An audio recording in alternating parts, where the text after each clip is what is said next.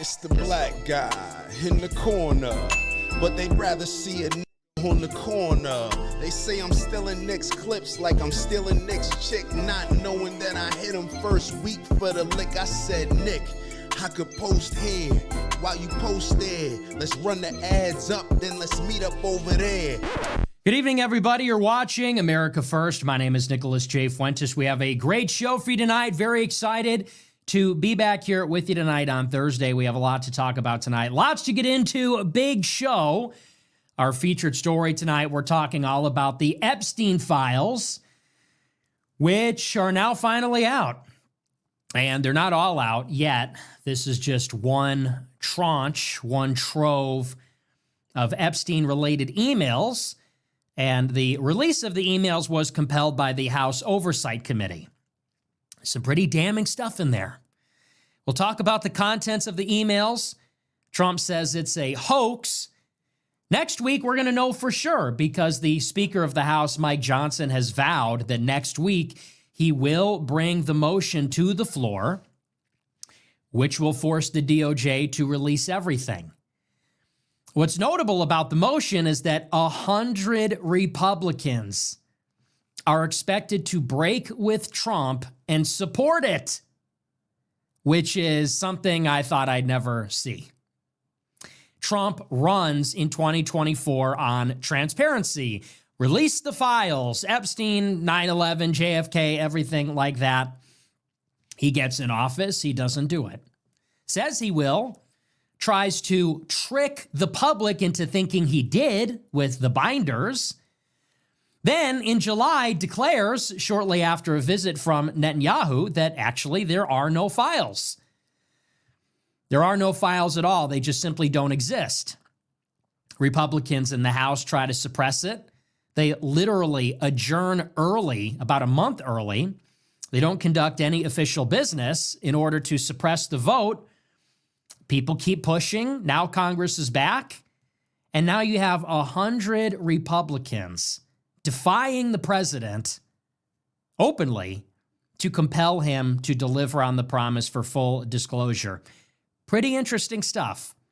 So we'll talk about it tonight. That'll be our main story, and we'll get into some of the most damning emails, two in particular, which I saw.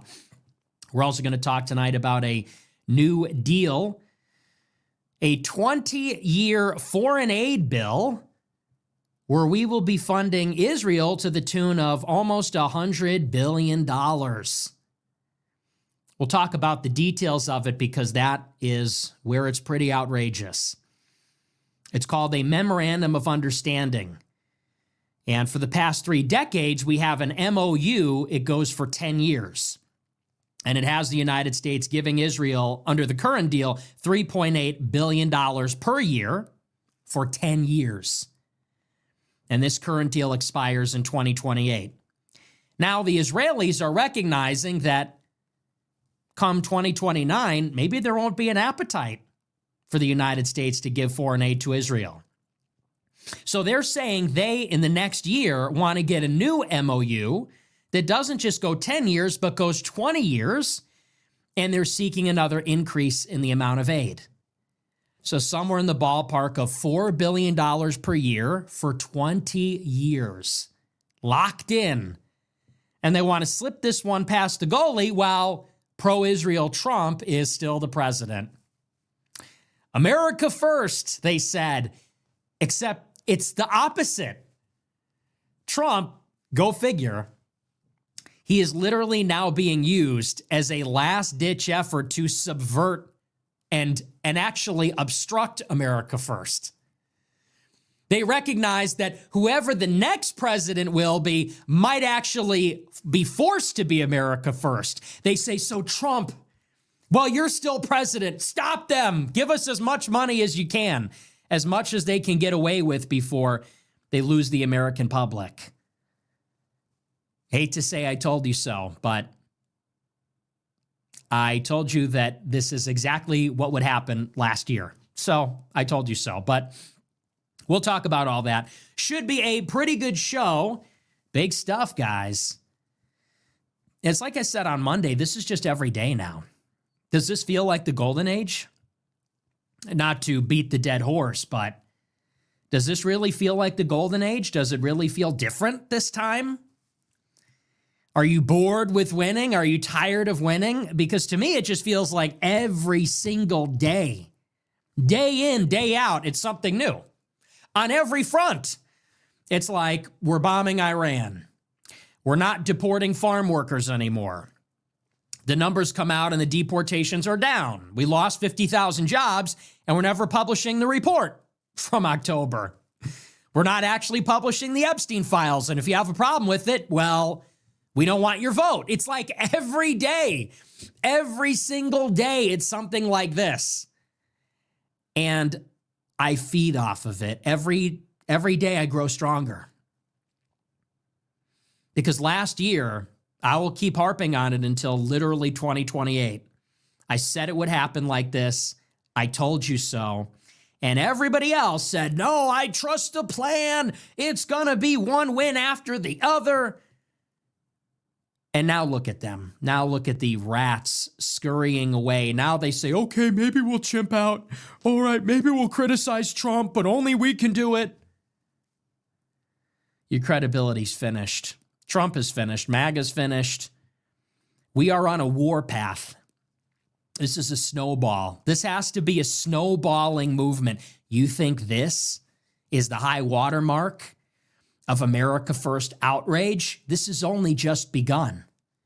It's my job to keep pushing and pressing.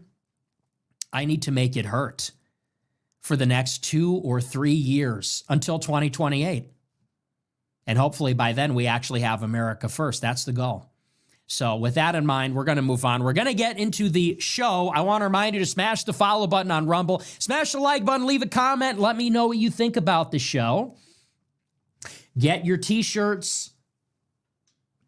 Wang Half t-shirt on sale. Well, it's not on sale. It's just we're selling it.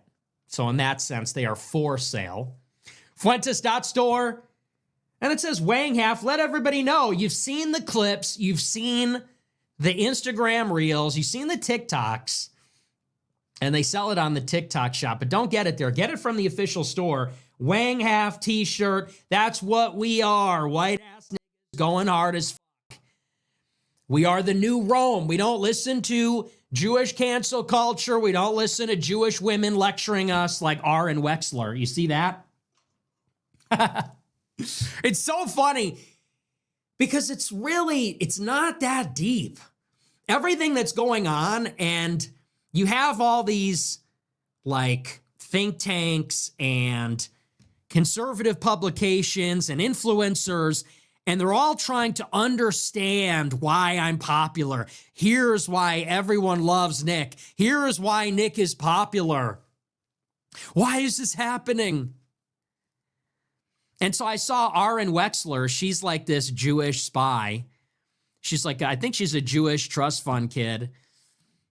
Excuse me. And she came on the scene, I don't know, a couple of years ago after October 7th to like, enforce the pro-Israel thing on the right wing.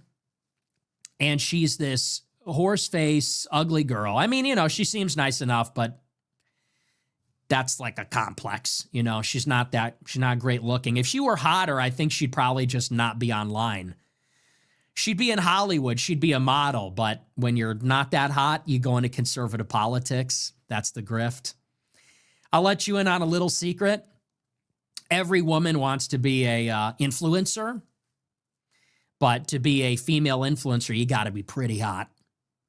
If you're not that hot, then you go into conservative politics because that's where all the dorky incel men are, and they have no standards. And they just like to see a girl that agrees with them. So, she's hot enough, I guess. She's okay. Anyway, so I feel sorry for her. I think if she were prettier, not to psychoanalyze, but these disillusioned B-tier women, it's like these 7 out of 10s.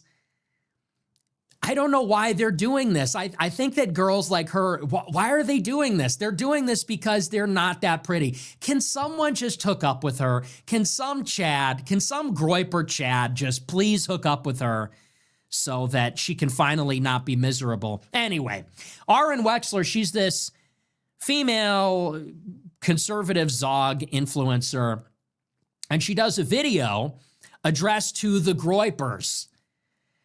And she says, it's a psychology issue. The Groypers have this psychology problem because we're the disillusioned young men, we're angry. And here comes a Yenta, here comes a Jewish woman to wag her finger. All right, listen up, young men. I know you guys think you're having fun by saying, all my niggas Nazis, Heil Hitler, but that's not cool. And I replied to her video. I'm like, do you really think this is gonna work? Like, do you believe that? You expect all of us to believe that. Do you believe that? You think that what the young men of America need is another lecture from a woman, from a Jewish woman about fucking anti-Semitism? And this is what's delicious about it. It's like, it's not that deep, bro. I'm seeing all these articles and video responses, and they all want to psychoanalyze the followers. They all want to psychoanalyze the Groypers and say, and they do this disgustingly patronizing, condescending thing where they say, you know, they sort of put their hands on their lap and they go, hi, little guy. I know you're really disillusioned and the world is scary, but we don't have to hate Jews or something like that. And it's like, look, it's so not complicated. We don't want to be owned by Israel anymore. Like, it's so not complicated. People are like, it's about video games, it's about porn, it's about the whatever, divorce, it's about the job market. It's like, dude, we don't want to go to war with Iran. We don't want to go to war with Iran. We don't want to give Israel missiles to kill Palestinians. We don't want people like Ben Shapiro telling us that we can't live in the city we're born in. Like, is this complicated to you? Do we need like a PhD thesis in why I'm popular? 1, I'm really handsome. 2, I'm super funny. 3, I'm all around, like, I think I'm a nice enough guy, right? But maybe 4, the biggest reason is we don't want Israel controlling America anymore. But that's the conversation they don't want to have. They want to have a conversation about everything else. What's wrong with our young men? Nothing is wrong with us. Nothing is wrong with us. There's something wrong with you. Like, Aaron Wexler is a Jewish girl who only cares about Israel. Of course you want us to support Israel. You're Jewish. She's like a pro-Israel Jew who is horrified by October 7th. And so the GOP became the refuge from progressives on the left that don't support Israel. And now that the right is saying, you know, we don't really support Israel either, now it's we have a psychological issue. And yeah, maybe I have psychological issues, but that's separate. That's completely, look, I mean, we could have psychological issues and say, this is what time it is. You know, okay, the sky is blue, it's raining outside, and Israel controls our country. All of my issues aside. So it's so funny because I see these pieces from Chris Rufo and On the Blaze, and they're trying to make it about everything else. And it's just this simple. The country seems to not be working. It's malfunctioning. We're bankrupt. Everything's too expensive. Job market is tight. People are not able to form families. Like, so you have a situation where outcomes are not good for young people. And I think that all this does is it exacerbates or maybe highlights the contrast with all of it, which is that the government doesn't seem to care about its own people, but it cares about Israel. You can't bail out Americans, but you can bail out Israel. And we're fighting their wars endlessly. Like, the election for the past 20 years has been about the war in Iraq. And now we're about to start a war with Iran? And you need something wrong with you to see that there's a problem with this? So anyway, white ass going hard as fuck. We don't actually need to listen to you. We don't care what you have to say. The last thing this country needs is another pro-Israel Jew telling everybody what to do, I think. I think that's sort of the referendum on Ben Shapiro, Mark Levin, and the neocons is we Americans want to have a discussion with other Americans about what is best for Americans. And specifically the men, because men are expected to provide for their families. Men are the ones that seem to have the bad outcomes. So the men are taking responsibility for themselves and their country. We are talking to each other as Americans and saying to ourselves, we are going to step up. We are going to lead the country. We are going to set America straight for Americans, for ourselves, for our families, for our posterity, for our ancestors.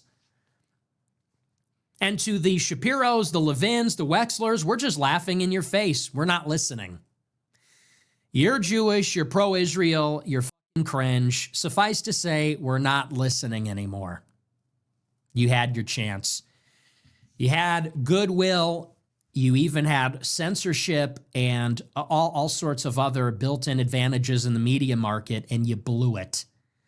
With your disingenuousness, with your omissions and your lies, your hypocrisy, your cancel culture, you blew it. Think about the advantage that they had. A guy like Ben Shapiro, he had no rivals. And Tucker pointed this out. Shapiro has a deal with Facebook. I imagine he has a deal with YouTube.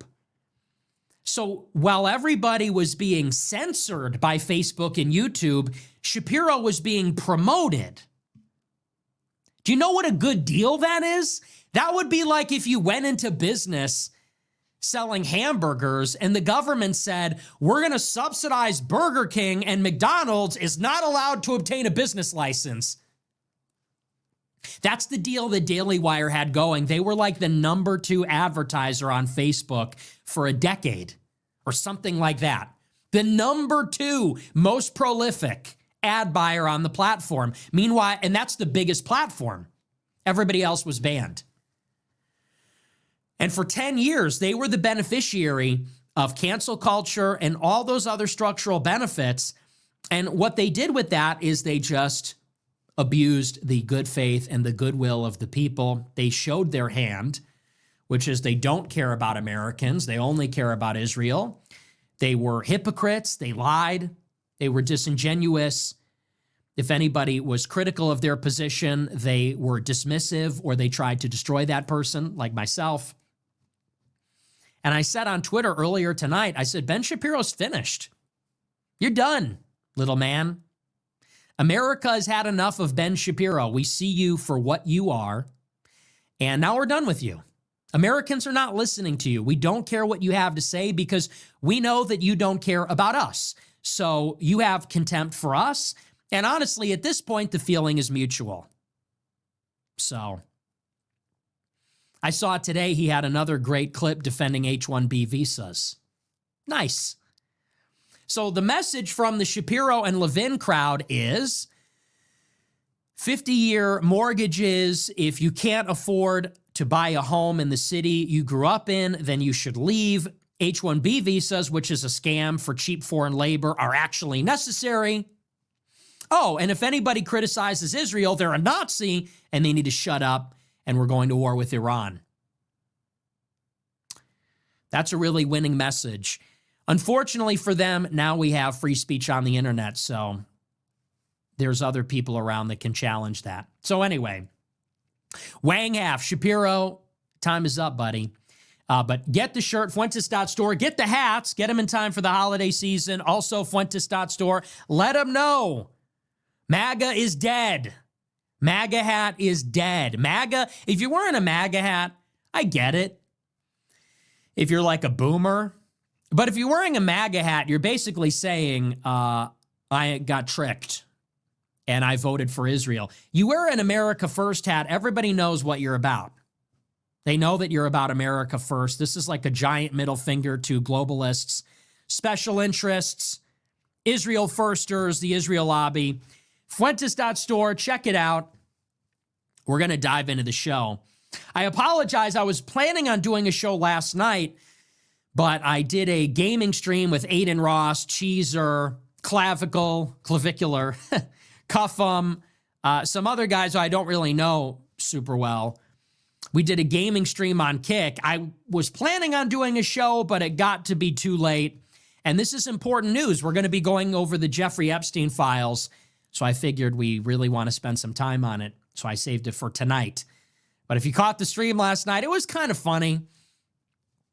It's funny to me how these normies, they really like the racial humor. They're like so giddy about it. I don't know. For me, maybe I'm desensitized to it. But I go on a stream with these normies and they're more hardcore than me. They're making Hitler jokes. They're making black jokes, Jew jokes. They really like the edgelord humor over there. And for me, I don't know. Maybe I got it out of my system over the past 10 years. But I go on their stream and they find it to be so transgressive. You know, they're like, it's kind of funny. It's a little endearing. But I really like Aiden. Aiden's funny. Cheeser's really funny. Cuffum's funny. Clavicular is having his own generational run. Pretty impressive. I see him everywhere now. He's all over TikTok, Instagram, X, and he's ascended. Haters will say it's gay, but it worked. He ascended. He's now a fucking Chad. And now the Chad does what the Chad wants. He wears a hat that says he doesn't care. And no one is stopping him because Chad does what Chad wants. So there's something to lookism. If you can ascend as a groiper, if you can look smacks, maybe you can do whatever you want. Maybe those are the rules. Maybe he was vindicated on that. But anyway, so hope you enjoyed that stream last night. Maybe I'll upload it on Rumble. Then again, maybe I won't. It was pretty politically incorrect. And that's me. I'm saying that. But Aiden's been a good friend to me, so we had a lot of fun. And he was getting a little bit of heat for it, but not a lot from what I saw. Anyway, we're going to move on. We're going to dive into the news here. Our featured story, we're going to talk all about the Epstein files, which were finally published this week, although not all of them. And you might recall where we left off on this story. Trump had closed this case in July. And understand what actually took place. He didn't stall. He didn't postpone the release of the files. He didn't even say he wouldn't release them. In July, he said there are no files. Trump said there are no Epstein files. They don't exist. There aren't any. He said the only thing that is left to disclose is all child porn.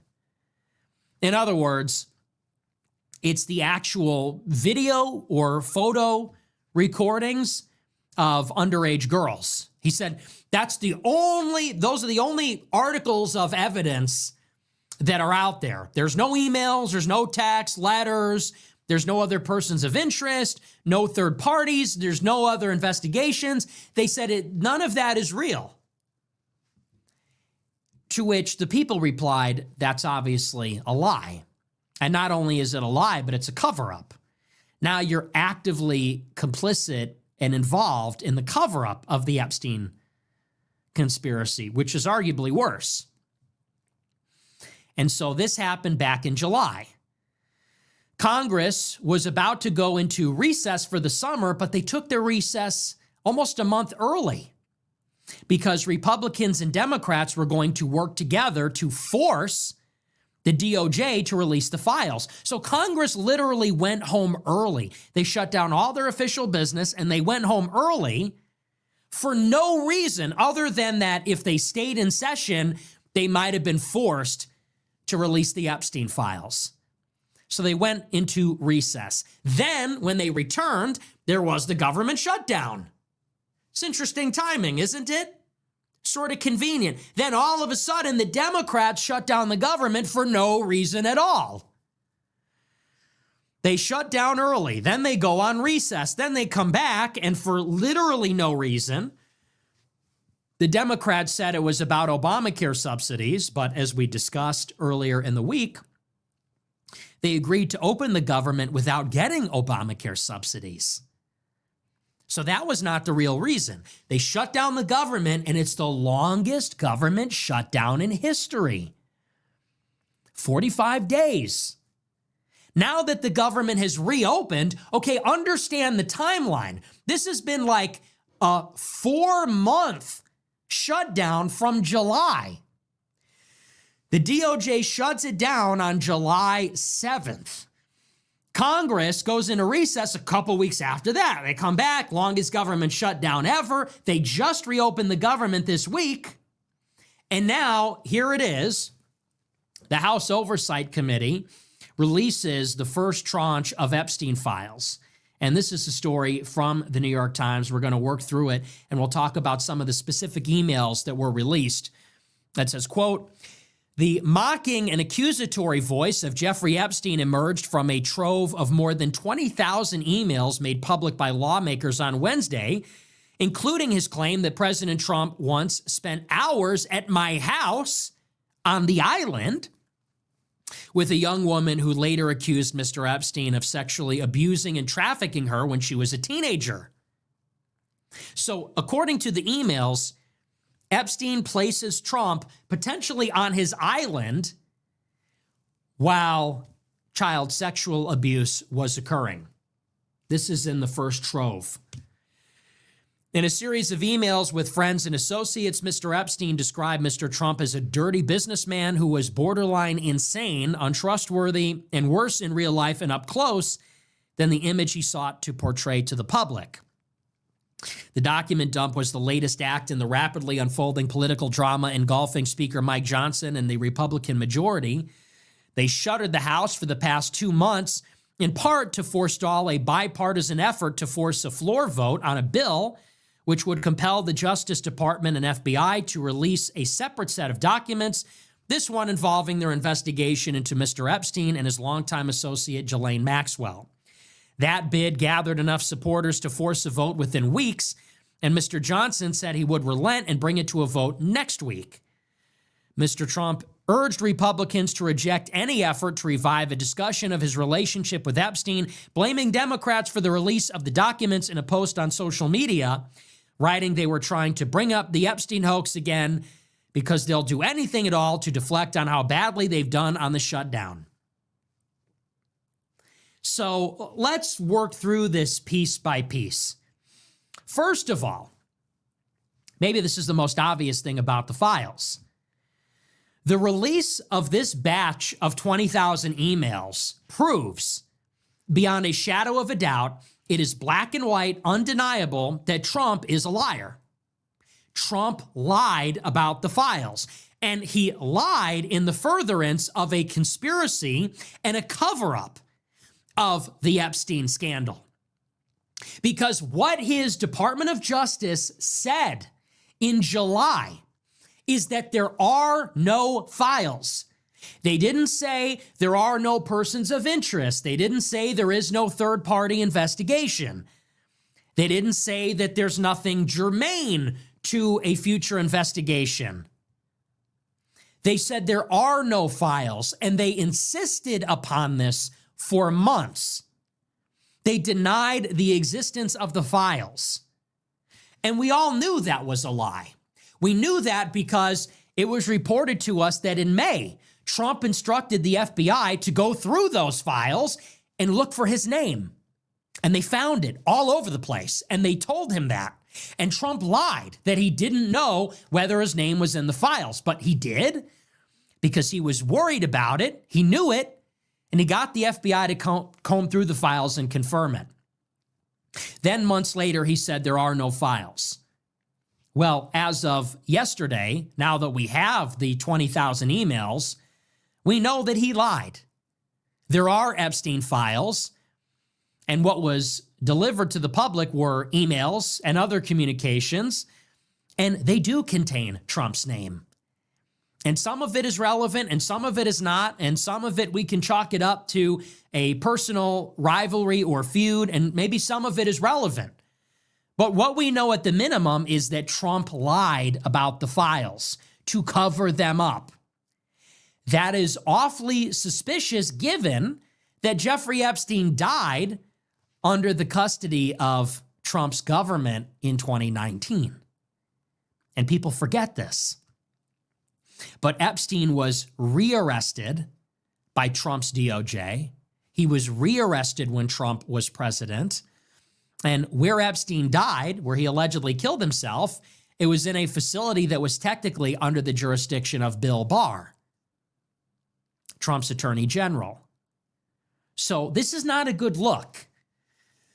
If a sex trafficker, serial blackmailer, intelligence operative, or mercenary, if he is arrested and dies under mysterious circumstances in Trump's custody, and Trump comes back to power and then covers up all the files relevant to the investigation of that person and his death, it's confirmed that he lies. And when the files come out, he's named all over them. Not a good look, to say the least. That's in the first place. Now, let's talk about Trump's response. Trump says that this entire thing is political. It's a political attack. It's a distraction from Trump's agenda. He says that Democrats are leaning into it. He contends that Thomas Massie, a Republican who has voted for the release of the documents, he says Massie is leaning into it because they are out to get Trump and they want to derail the agenda.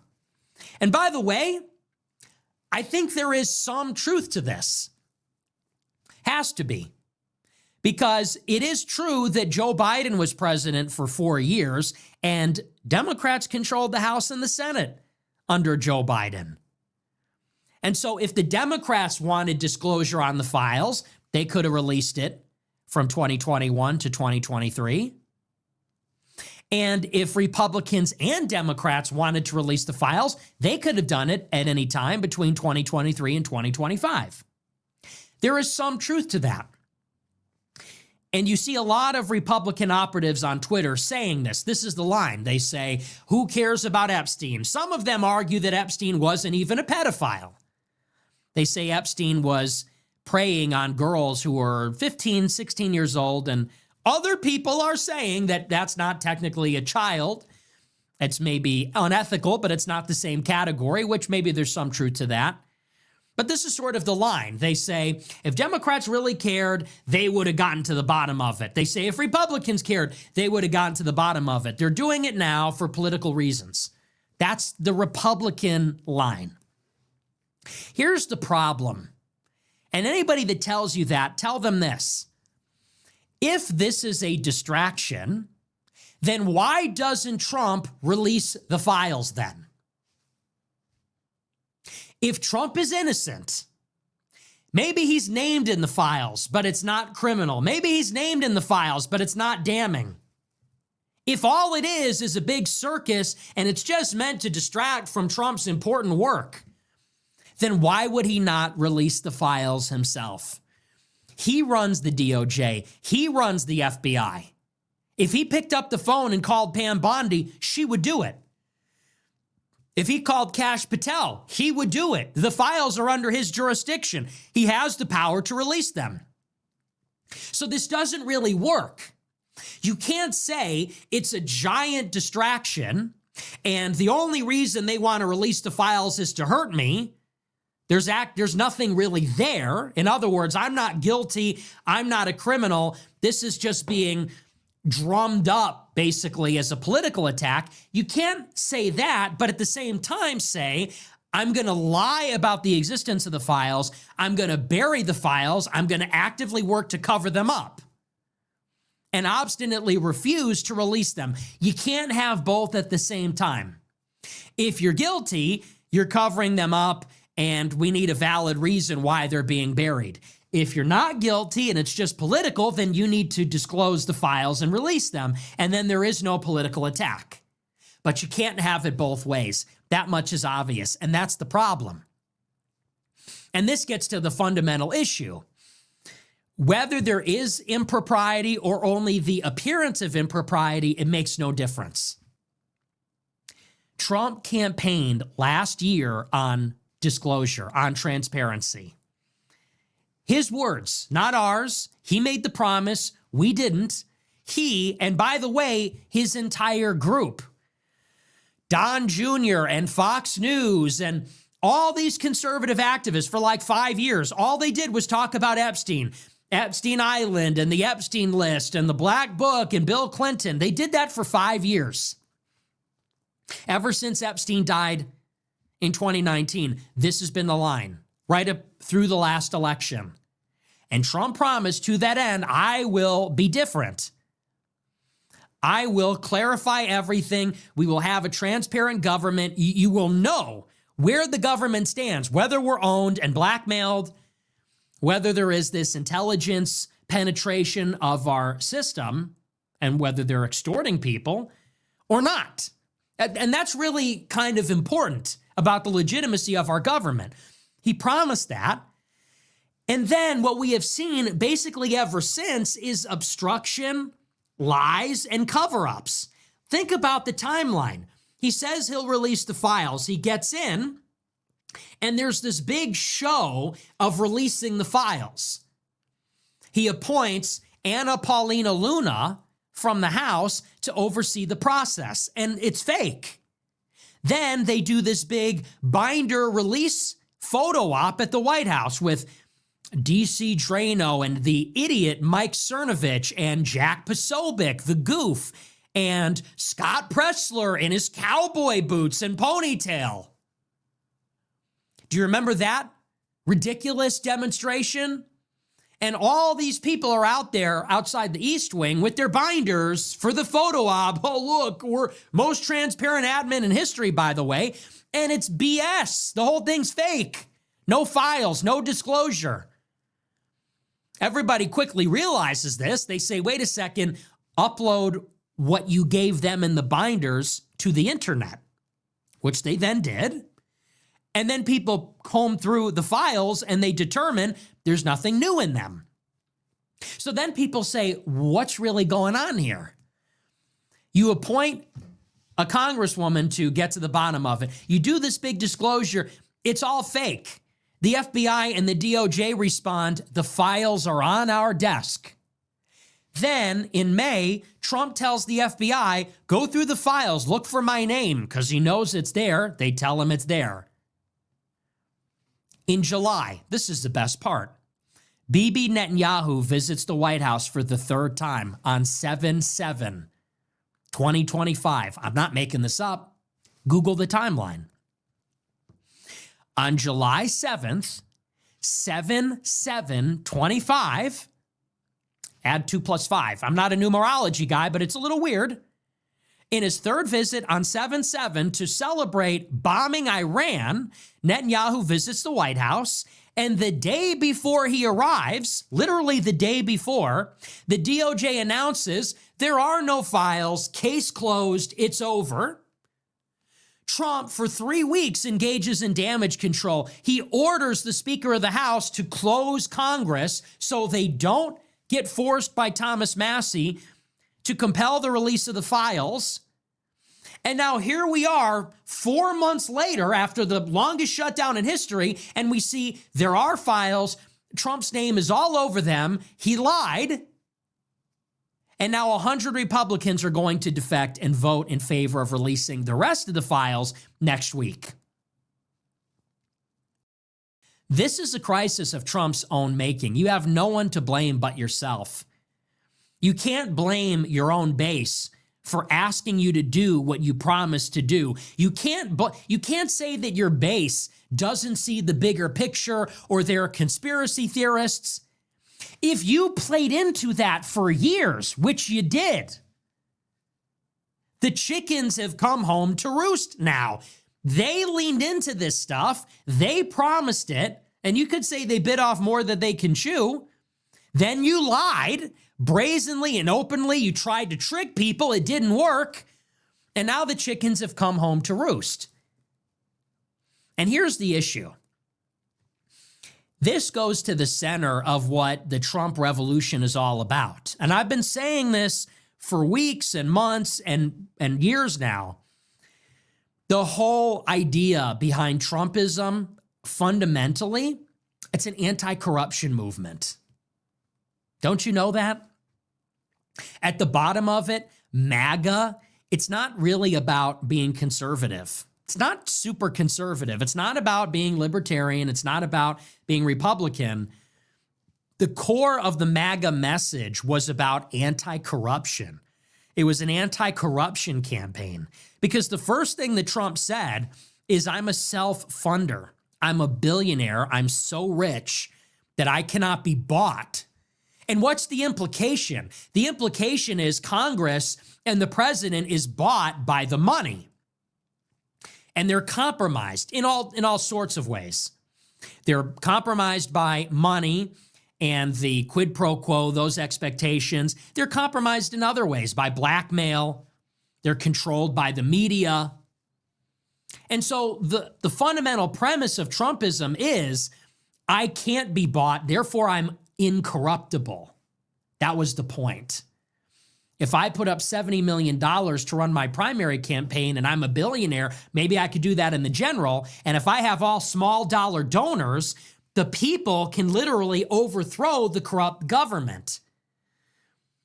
All the super PACs, all the billionaires, all the money will be against. But if we have one billionaire and a ton of small dollar donors, and maybe some like small business owner, millionaire types, then maybe we really could have a president that isn't beholden to anybody.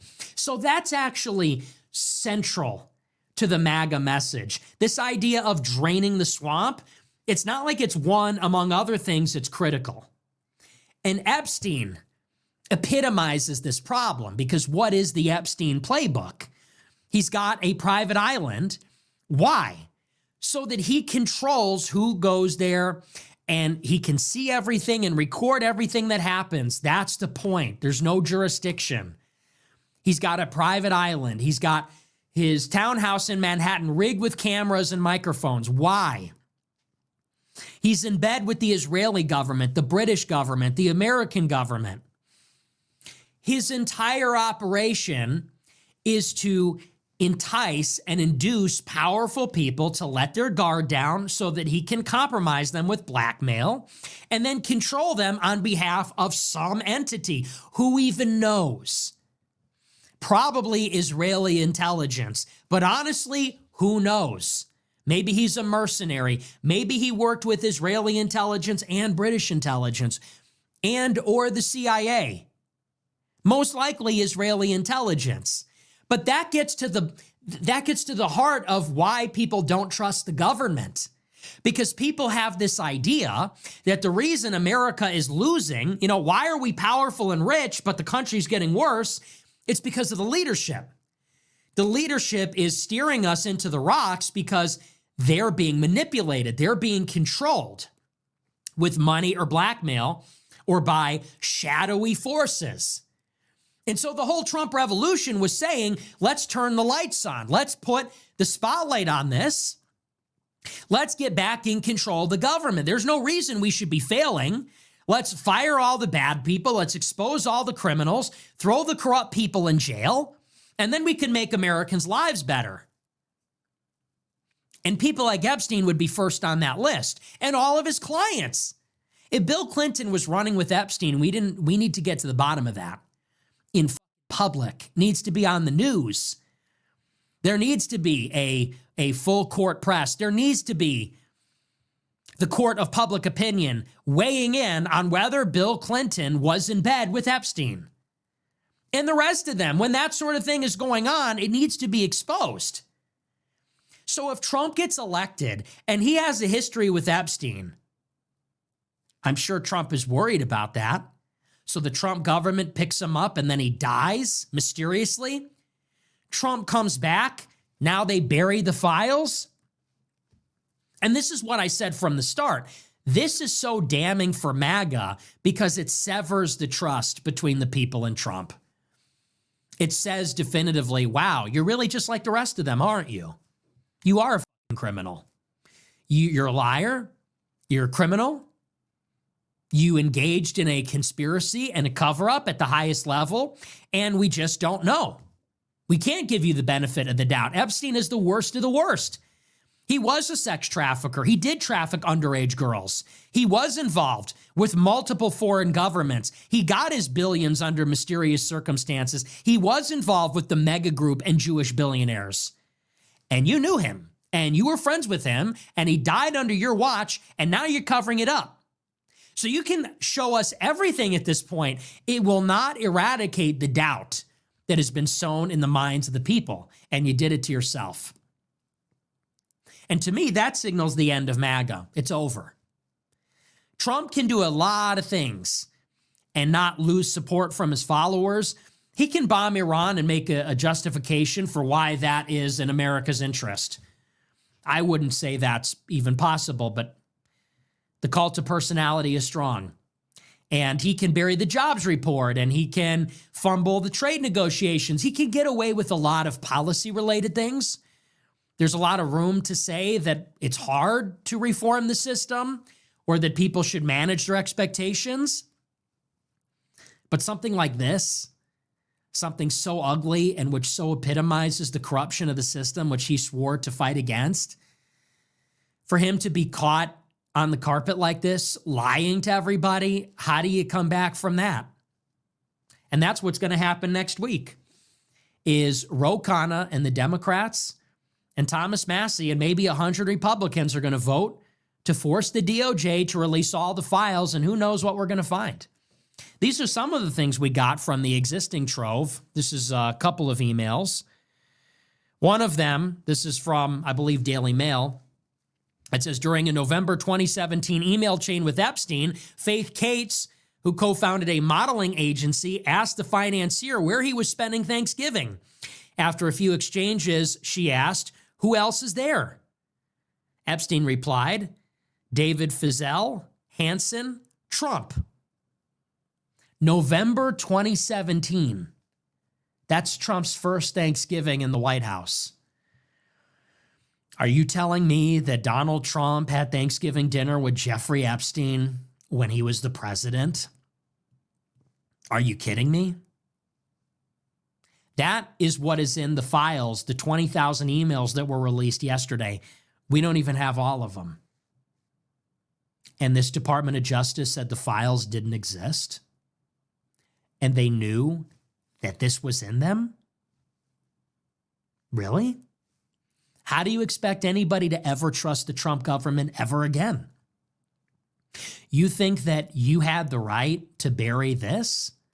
Wouldn't that be pretty relevant if Donald Trump, as the newly elected president, sat down for Thanksgiving, his first one in office, with Jeffrey Epstein, after his labor secretary, Alex Acosta, recently appointed, was the one that gave Epstein the sweetheart deal 10 years prior?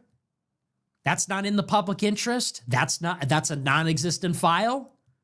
You think the public has no right to know? Why do you think they buried the files? It's because this stuff is all over, and this isn't even all of it. Of course now we need to see all of it. Of course now we need to get to the bottom of it. If they were hiding this, and they lied about this, that this even existed, what else are they lying about? What else has been destroyed?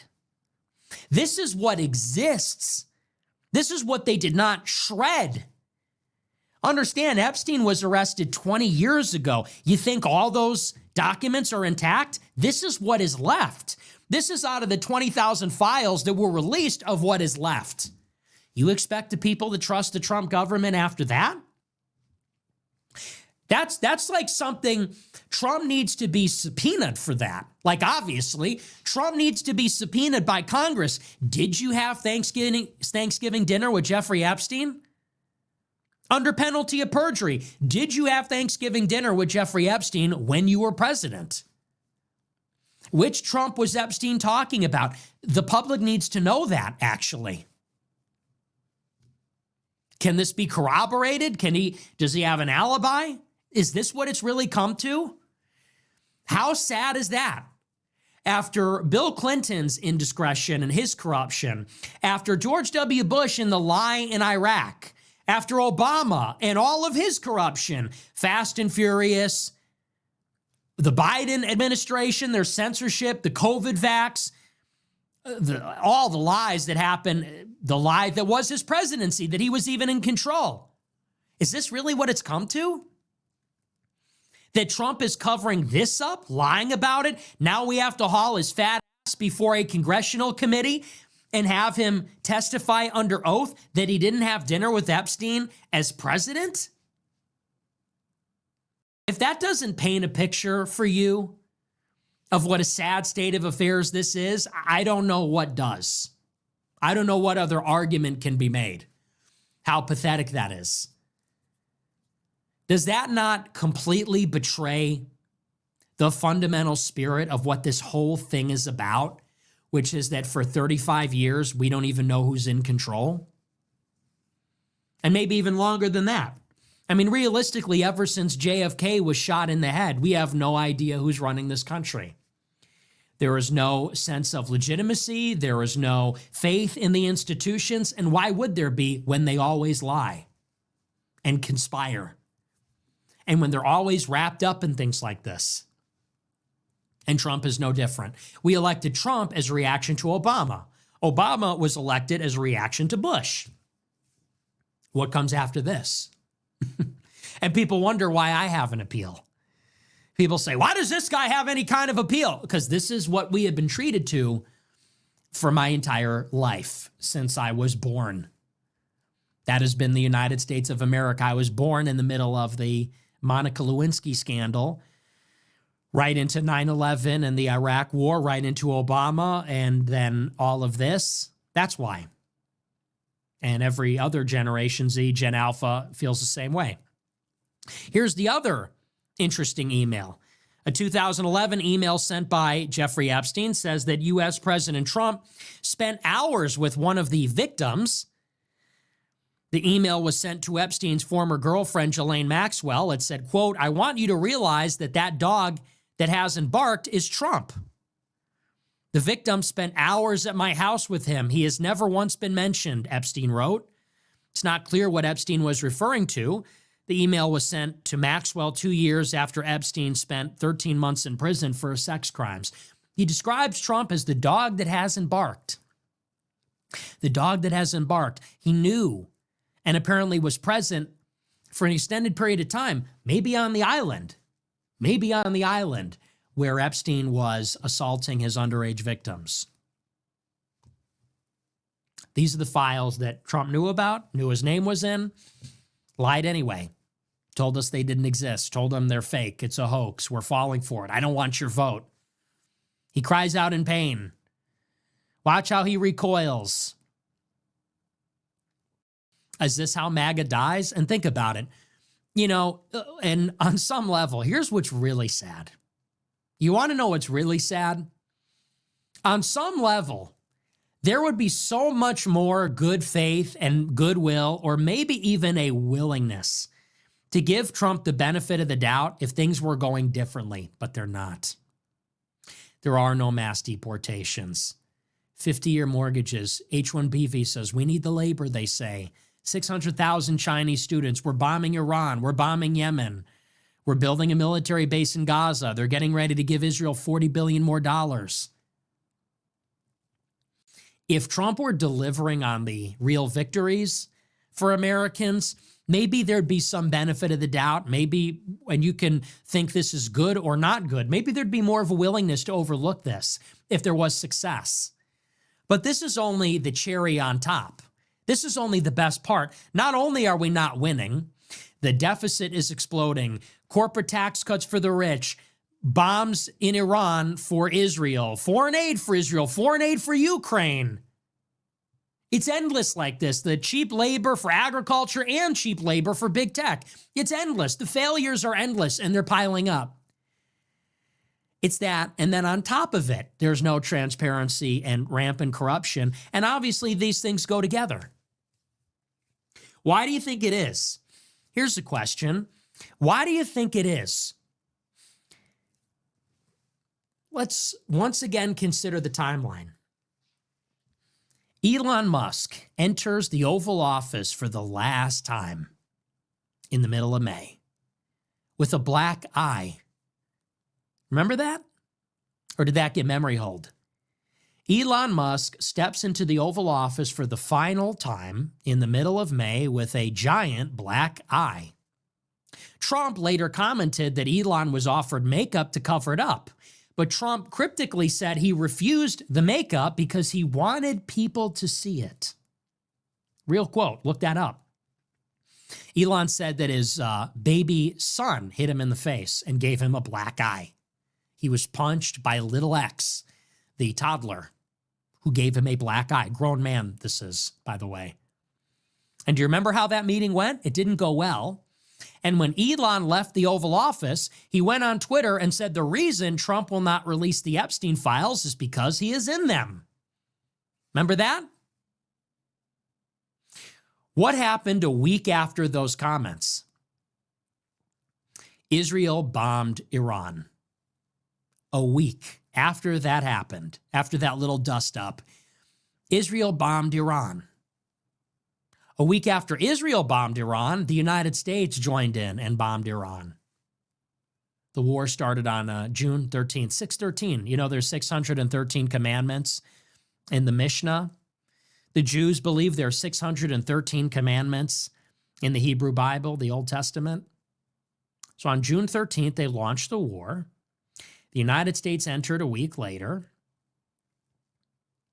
And then when Bibi Netanyahu came to visit the White House to celebrate the end of the war on 7/7, July 7th, it was before that visit that the DOJ released their memo announcing that the Epstein files did not exist and there would be no further investigation. It's interesting timing, wouldn't you say? Interesting bookends. Elon comes in with the black eye and goes out saying Trump is in the files. A week later, the war starts, and Israel successfully goads the United States into finally bombing Fordo, something they wanted for 20 years, which Trump did not want to do.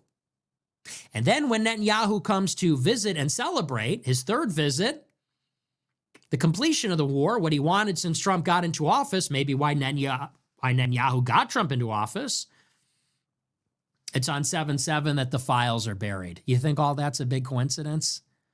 And what this obviously points at, what everybody knows, is that probably he is compromised in some way by the files. Who knows what's in them? Who knows what the Israelis have? The U.S. government has files. The Israeli government has files. Epstein and his allies in the Israeli government, you think that Israel doesn't have information on Epstein and who Epstein knew? Maybe we have some of the files. Maybe Israel has other files. Who knows?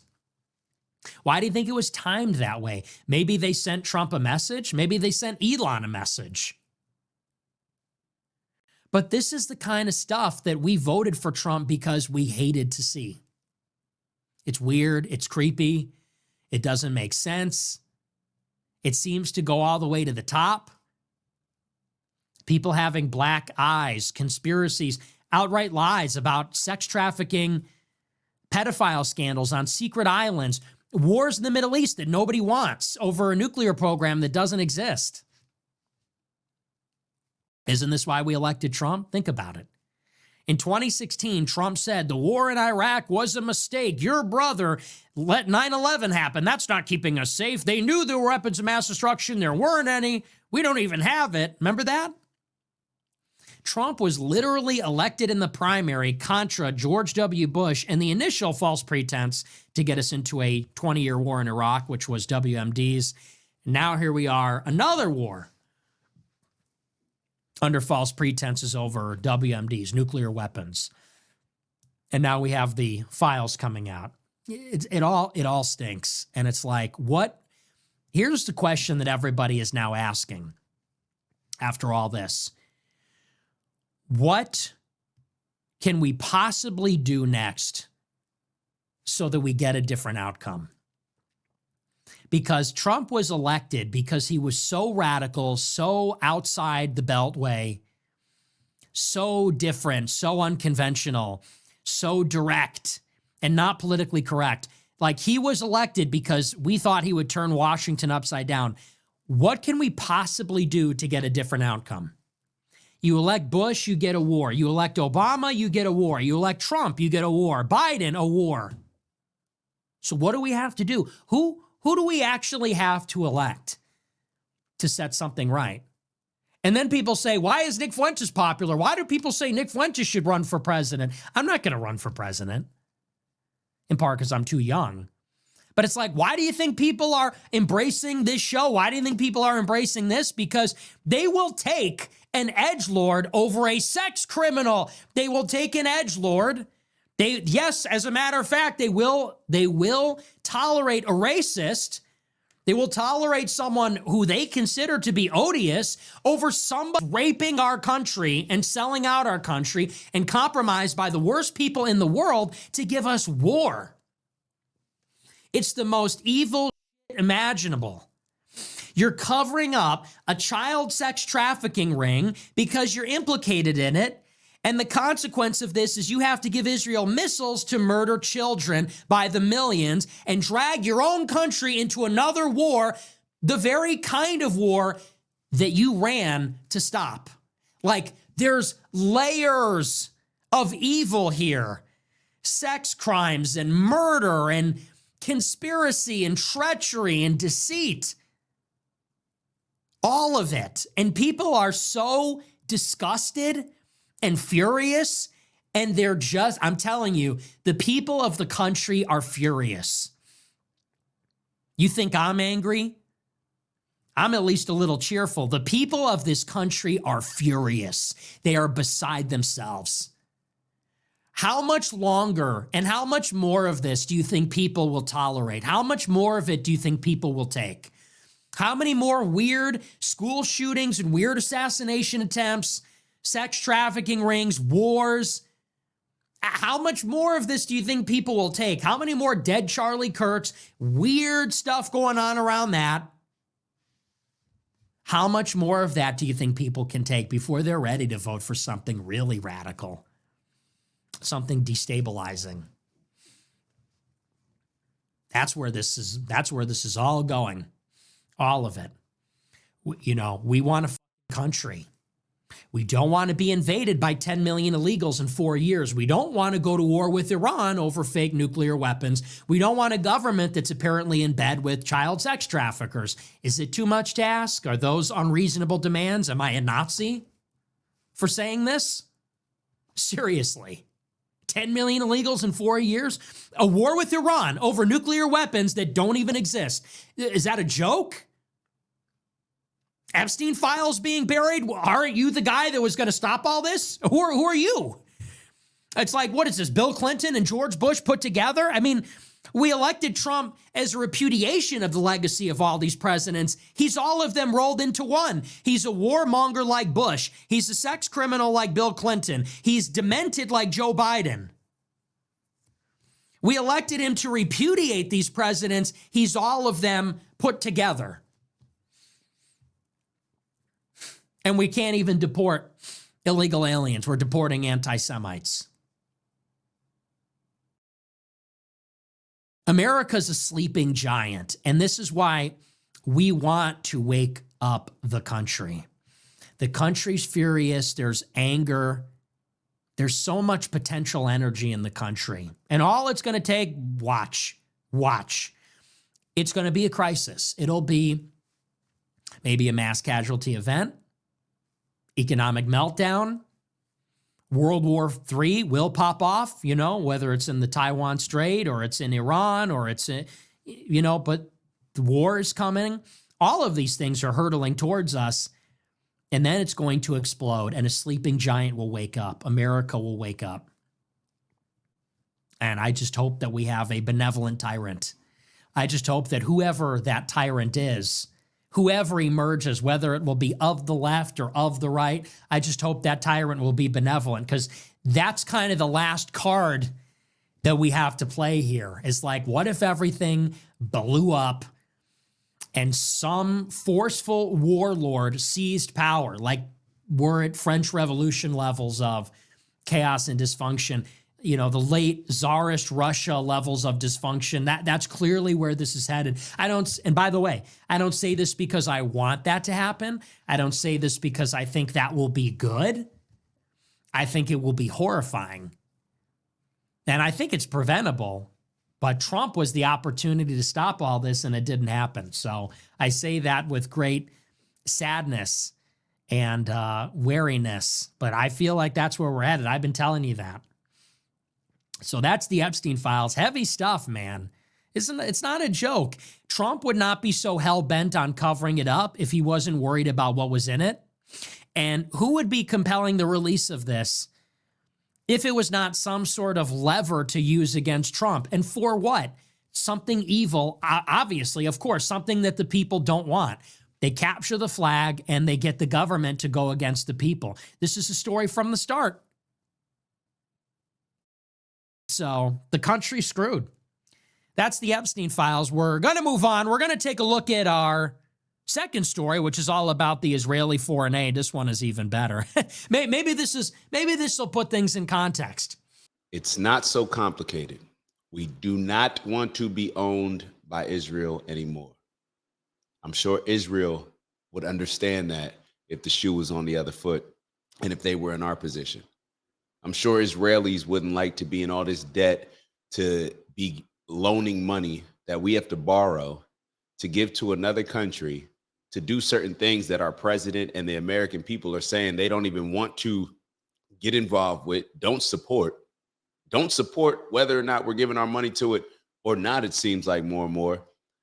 And now we're still giving the money, still being used as leverage, developing all this hate in that area because Israel's using us as leverage. So all the other countries in that region that they're using their leverage to bully those other countries are looking at us just like Osama bin Laden was looking at us when he wrote in his letter to America that one of the reasons why they decided to fly planes into the Twin Towers was because of our support in Israel and the things that they do in that region based on having our support. This should not be that complicated, and it's not. And it's not. And this is one of those things that we always talk about when smart people, intelligent people can't understand simple things or act as if they can't understand simple things or try to convince us that 1 + 1 isn't 2. That's when we have to start questioning things. This is why people are turned off by Donald Trump, in which it looks like he's being bullied and controlled. And I can't even say manipulated. I don't think he's getting manipulated by Bibi Netanyahu and Israel. I think Donald Trump is getting bullied by Bibi Netanyahu in Israel. So we're going to break this video up into two. So the first part, Nick was doing a bit of an intro, discuss Ben Shapiro, but then we're going to get into Donald Trump and these Epstein files. So Nick starts off, he's talking about exactly what I started off saying. It's not so complicated. We don't want to be owned by Israel anymore. Why is that such an offensive thing to say? Why does that bother people so much? And the more we hear Nick talk, explaining certain things, connecting all these dots, it makes perfect sense. Israel is scared. Ben Shapiro is scared. Mark Levin is scared. Miriam Adelson is scared. Bibi Netanyahu is, I don't know if Bibi's scared.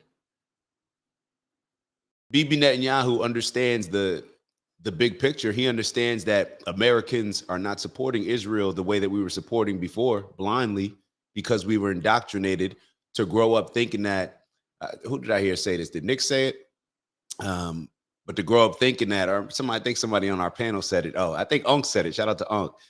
We were indoctrinated growing up to believe that as we're watching the news, as our parents, the boomers, have on the news, that the people that were throwing rocks, the kids, right, sometimes, that were throwing rocks at the people who had guns and were shooting them, sniping them, we were taught to believe that the people with the guns were the good guys.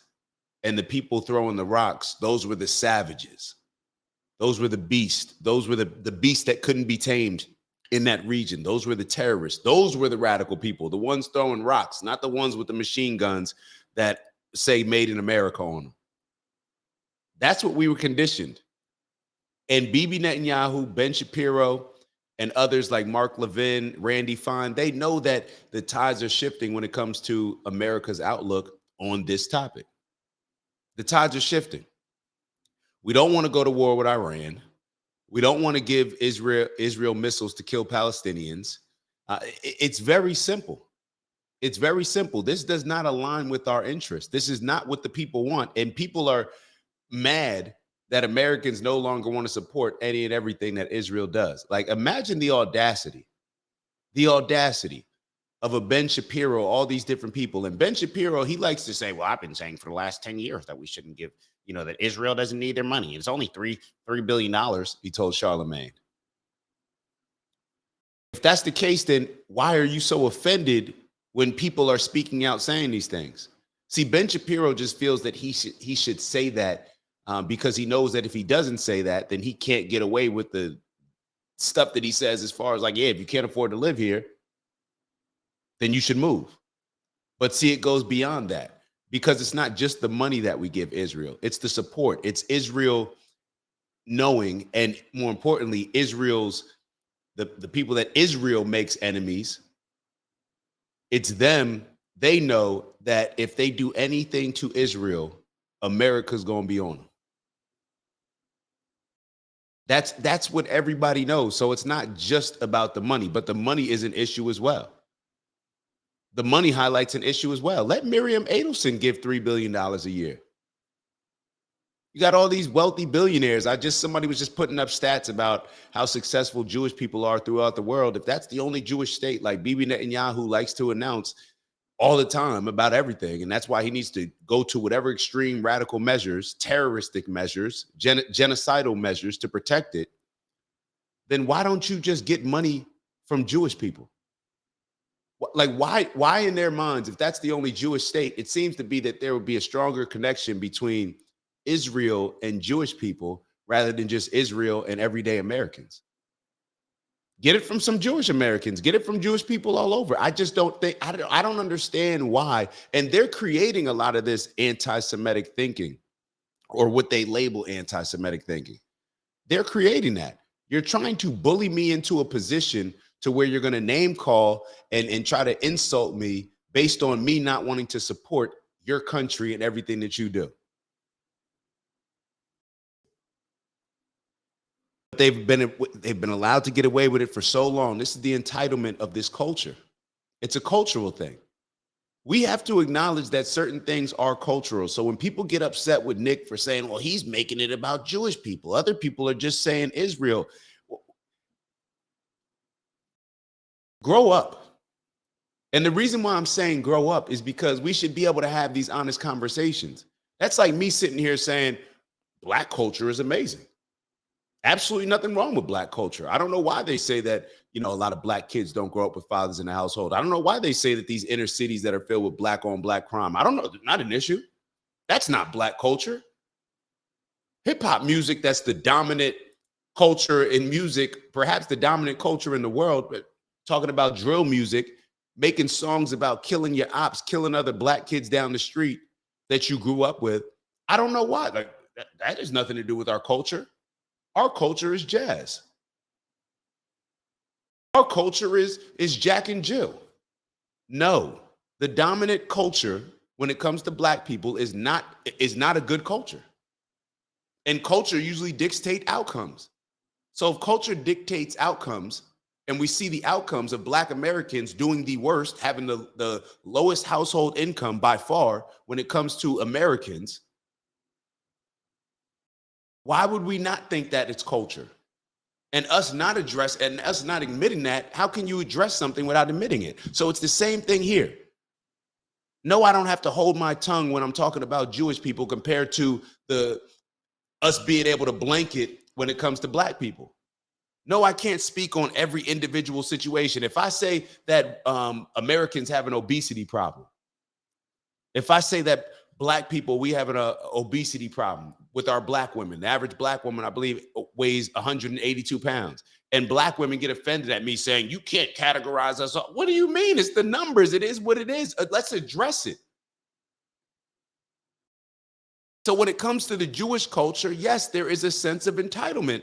That entitlement we factored into. We actually played a role in. I've personally played a role in that. The majority of Americans that grow up, we are complicit in a lot of these things because we've been indoctrinated to see Israel in a certain way compared to the rest of the people in the region. We saw Israel, only white people in that region. We saw them as different or as the saviors or as the righteous people, the only people that are upholding Western values. Like as if that means something. What is a Western value? You can take people's land, continue to ethnically cleanse them, to commit a genocide. What is that? Like, what does that even mean? These Judeo-Christian values, Western values. It doesn't matter what race you are, what religion you are. If you do evil, we should call out evil.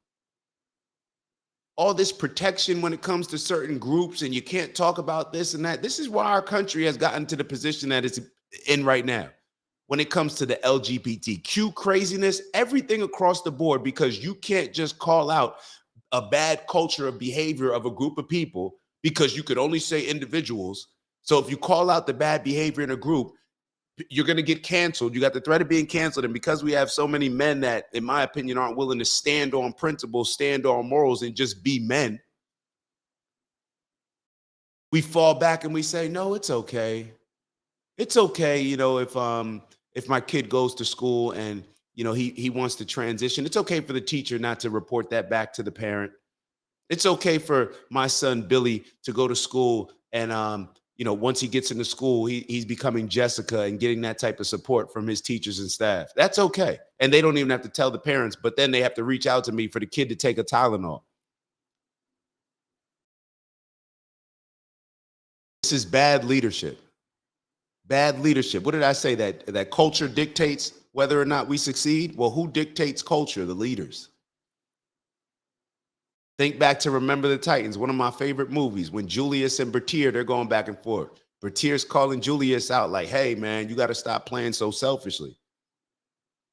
Every time you try to make a play, you're leaving somebody else out rather than just doing your assignment. You're trying to be the hero. What does Julius respond? He says, well, what about your white counterparts? He goes in and then he says, attitude reflects leadership, Captain. Attitude reflects leadership. We've had terrible leaders, and I'm glad that we now have some courageous people that are willing to stand on things, that are willing to call certain things out that everybody can see clear as day. I'm glad that we have the Nick Fuenteses. I'm glad that we have Candace Owens, Tucker Carlson's, Dave Smith, Thomas Massey, Marjorie Taylor Greene. And people may hear that list. Obviously, everybody's doing it at different levels, but I'm glad that people are willing to call this stuff out. All right, let's keep going with the notes. It said, what did I write? Ben Shapiro. So Nick was talking about Ben Shapiro never having a rival while everyone else is, and that's an actual good point. He said that he never had a rival and he had to deal with Facebook, I believe. So while everybody else was getting censored, here Ben Shapiro is, getting promoted. And I always wondered, like, why is Ben Shapiro, like, how did he become so relevant? How did he become a leading voice? What's so impressive about him? I always wondered that. But I guess when you're willing to put out certain propaganda from a young age and willing to indoctrinate people and willing to put out these talking points that favor rich, powerful people, I guess that's what happens.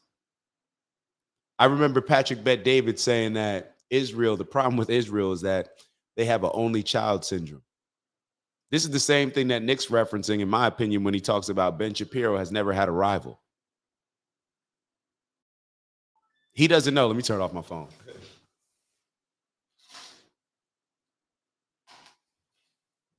He's never had a rival. He's had this red carpet rolled out for him, and he thinks that he's actually standing on stuff. He thinks that he's actually a self-made person, that he can tell Americans, like, hey, if you can't afford to live here, then leave. Like, he thinks in his mind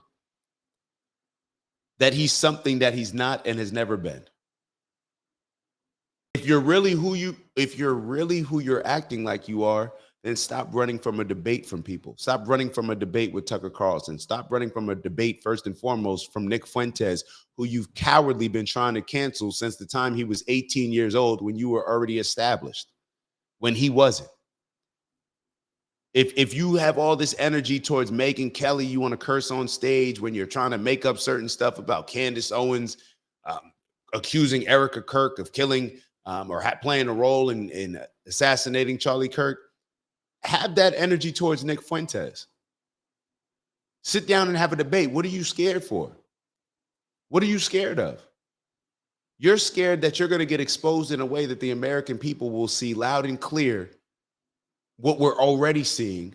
But what you're scared of is that Nick Fuentes is going to speak on it in a way that it's going to grow attraction. It's going to inspire people to, you know what? Like, I'm no longer being silent on this topic. We need to address this. It's going to expose a lot of things that you've been trying to cover up your entire career. That's what you're scared of. You can't even argue based on your motto, facts over feelings, because you are completely compromised. Your thinking is completely compromised. So therefore, you're going to have a lot of contradictions in your arguments. You're going to seem very hypocritical because your energy towards one thing when talking about everybody else is a lot different than if we applied that same logic to Israel. All right, so let's keep going. And I wrote down a couple things, and Nick may have said some of this stuff, or I don't know if it's my notes, but people aren't buying into the Zionist propaganda. At this point, don't we have to just acknowledge that the market doesn't want the product? I think that was me. I don't think that was Nick, but Nick made me think about it. Or maybe Nick said it. Y'all let me know. But at this point, either way, the market doesn't want the product. They're trying to repackage it, rebrand it, put a new jingle on it when it comes to Israel. It's not the messenger. It's not the branding. It's not the jingle. It's the product. We don't want that product anymore. We're not buying the product that you're trying to sell us and that you successfully sold us for so long, to the point where, shout out to all the salespeople out there. What ends up happening? We sell a product so easily, we get comfortable. We start to expect it. We start to feel entitled to it until somebody else comes around and shows the light and shows like, oh, this is what you were getting. This is what you were paying. This is what, oh, nah, this isn't right. And then when you see it, you can't unsee it. Once you see that you've been getting taken advantage of, can't unsee that. Can't make up for that. And that's where Ben Shapiro and a lot of folks that are on his side are right now. We're not listening to you because you don't care about us. It's very clear. This is why I don't even understand the whole Judeo-Christian value system. Like, do you hear how Ben Shapiro and what a lot of Jewish people and their books, their scriptures, think about Jesus, think about Mary? Like, what do you mean Judeo-Christian? If anything, there should be Islamic Christian, right? Just based on the religions being closer together as far as the respect that Muslims have and the regards that they hold, I should say, Jesus in. Now, I'm not saying that you got to have any combination because it's misleading, but Judeo-Christian is completely misleading. That's a term that, America was founded on Judeo-Christian values. How? How can something even be founded on both Judeo and Christian values? They're not the same values. It's a different value system. The New Testament is if you live your life based on the New Testament compared to living your life based on the Old Testament, will you have the same results? In my opinion, absolutely not. So how can the values all of a sudden be combined? It's like water and oil, right? Let's keep going. Let's keep going. Nick said that you have contempt for us just like Josh Hammer and Mark Levin, so we have contempt for you. It's developing. It's developing. Knowing that somebody has contempt for you and then them trying to bully you into thinking the way that they think and seeing things the way that they see, when you can clearly see with your own eyes what's really going on, and you have your own thoughts that you can process based on what your, information you're seeing. And it's now we're living in a time where we have more access to information than any other time previously. So now that you're trying to do all these things, now we've developed a contempt for you. Because you're trying to bully us. You're trying to bully me. It's one thing if it was just, you trying to influence in a way, or you trying to just prove your point, debating Nick Fuentes and prove your argument. But nah, you're trying to bully people that think a different way than you. And it's detrimental to our country. The nerve of you to try to bully us over us not siding with Israel for things that Israel benefits. It doesn't work like that. It doesn't work like that. All right, so he then went on to talk a little bit about that show that he was on. I'm not going to address that, but let's get to Trump real quick. Let's get to Trump. And we should spend the majority of time on Trump, even though it probably won't end up being that, because this Trump thing is it's very simple when it comes to Trump. It's very disappointing. It's sad.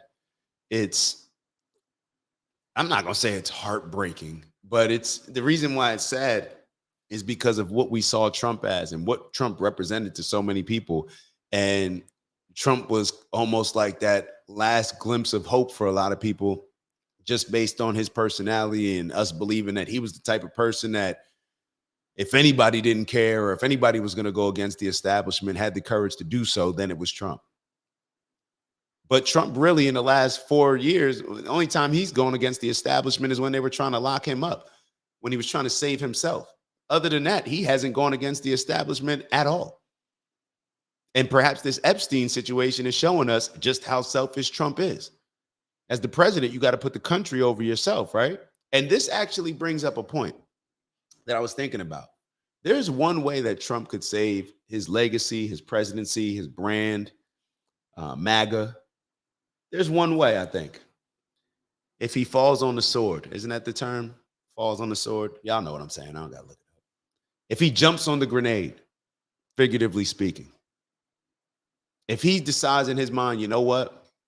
I know that they have blackmail over me. I know that they want to release certain information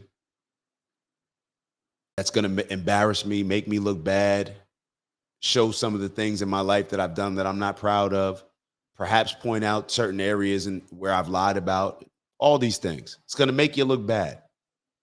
You know what Trump could do? He could say, you know what? It is what it is. This is the situation. This is why I said I didn't want to release the files. Elon was right. I was in there, and I knew I was in there, and I didn't want to put that out. And although other people didn't want me to put it out because they were in it as well, as the president of the United States, I have an obligation and responsibility, a duty to the people of America. And therefore, based on that, I'm going to expose everything with the files. I'm going to expose the reason why I didn't want to release the files in the first place. I'm going to expose this influence, this stranglehold that I've been in with my back against the wall, or the people that are trying to blackmail me. This is what's really going on. Be completely transparent with everything. But it's hard to tell somebody that perhaps if they've taken a bullet to the ear that, an inch or two over would have ended things in a very brutal way.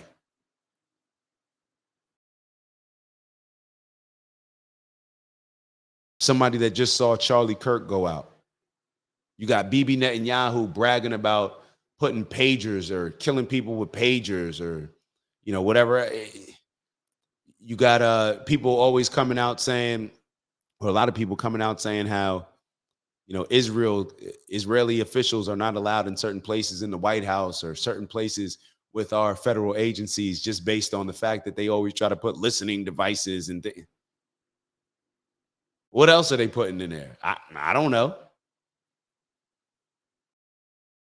But that's how Trump could go out and save his legacy, in my opinion.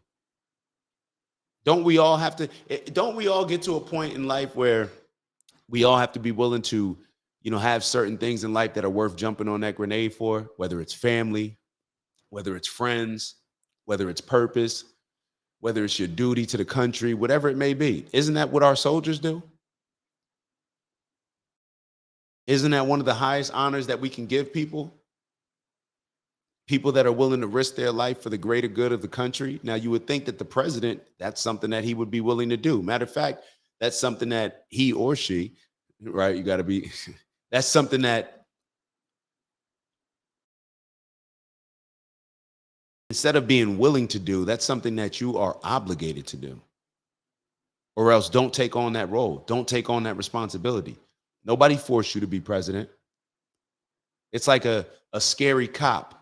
I was scared. I was scared for my life. Well, nobody told you to become a cop. So yes, you're going to be putting yourselves into dangerous situations. It doesn't mean that you can just, out of fear, just respond in a way that is not a proper response or proper protocol. You get what I'm saying? Hopefully that makes sense. Maybe a better example would be like firefighter. Yeah, it's a scary situation, but you still got to run in that house and rescue and try to rescue those kids, rescue that family.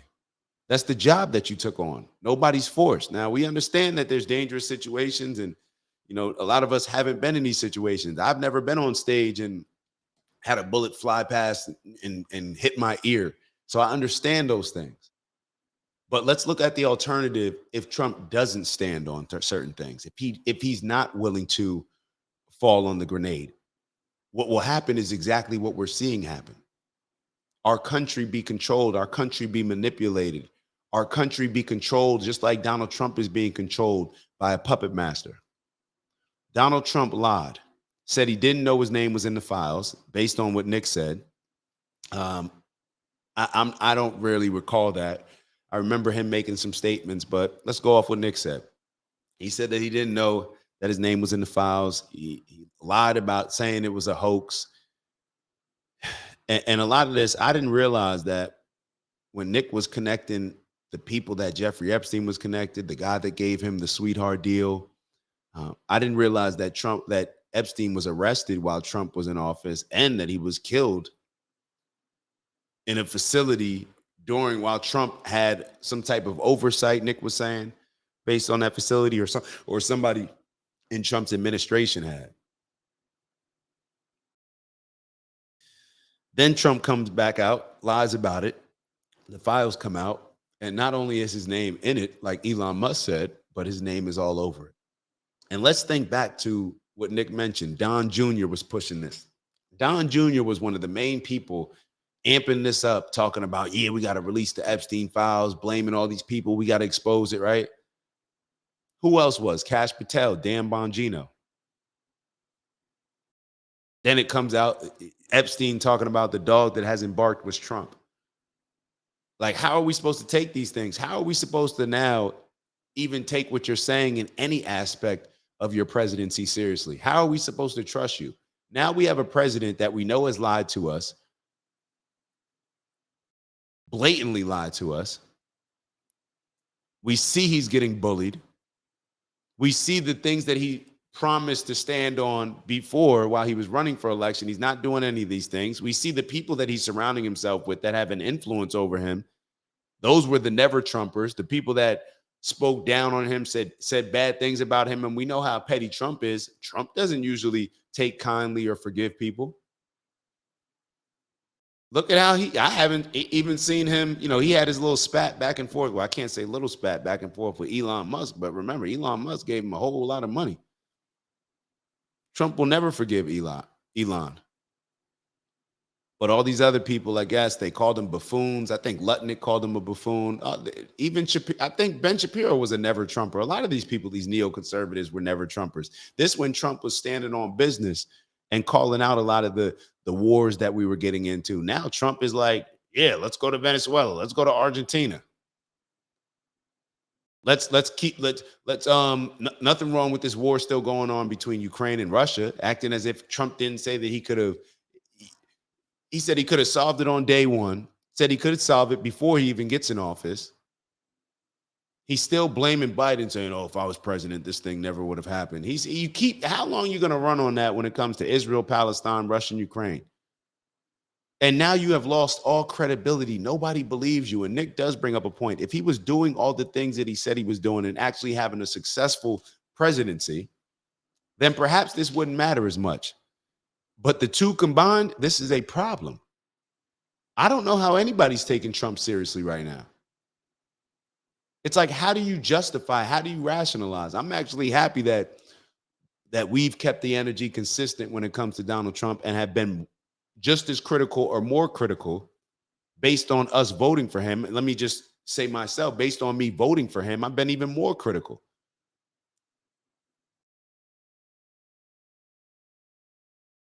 We have to be critical of people. If not, then we end up with a Joe Biden in office who is not even cognitively there, who's sleepwalking around the White House if he's even there. Like And the reason why I have to address that is because for 4 years, people just kept lying about Joe Biden, lying about Joe Biden. I'm not going to do that with Donald Trump, especially I have a duty and responsibility just based on voting for somebody. If I voted for you, then of course I'm going to be critical. Of course, I'm going to be the one to hold you to the fire, hold you accountable. The other side's going to do it? No, they can't do it. It has to be your group within. This is why I always call out the good cops, right? If you're a good cop, call out the bad cops. If you're black and you're talking about the black culture, call out the aspects of black culture that you can't stand. Call that out. Call it out internally first, and call it out however you need to call it out. Jewish people, please. Israelis, just like a lot of Israelis are, just like a lot of rabbis are, stand up and call out what is going on between Israel and Palestine. Call out this genocide that's happening. Call out Bibi Netanyahu committing all these war crimes. Call it out. If you don't call it out, then don't be mad when you get lumped in the category with everybody else. This goes for black people. This goes for cops. This goes for Jewish people. This goes for Zion. It goes for across the board.